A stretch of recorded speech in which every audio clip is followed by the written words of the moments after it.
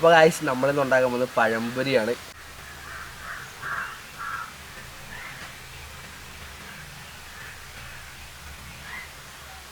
അപ്പോൾ നമുക്ക് അതിൻ്റെ മാവാദ്യം മിക്സ് ചെയ്തെടുക്കാം. അത് മൈദപ്പൊടി ഇട്ട് കൊടുക്കുക. അതിൻ്റെ അത് നമ്മൾ 1/4 കിലോ മൈദയാണ് എടുത്തിട്ടുള്ളത്. നമുക്കതുകൊണ്ട് ഉണ്ടാക്കാം. അപ്പോൾ നമുക്ക് ഇതിൻ്റെ അകത്ത് ഇച്ചിരി മഞ്ഞൾപ്പൊടിയും ഉപ്പും ഇട്ട് കൊടുക്കുക.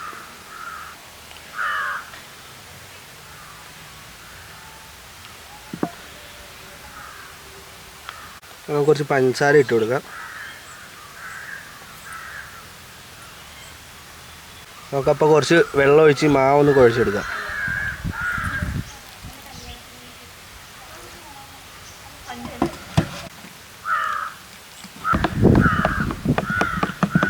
നമുക്ക് കുറച്ച് എള്ളിട്ട് കൊടുക്കാം. അതിൻ്റെ അത്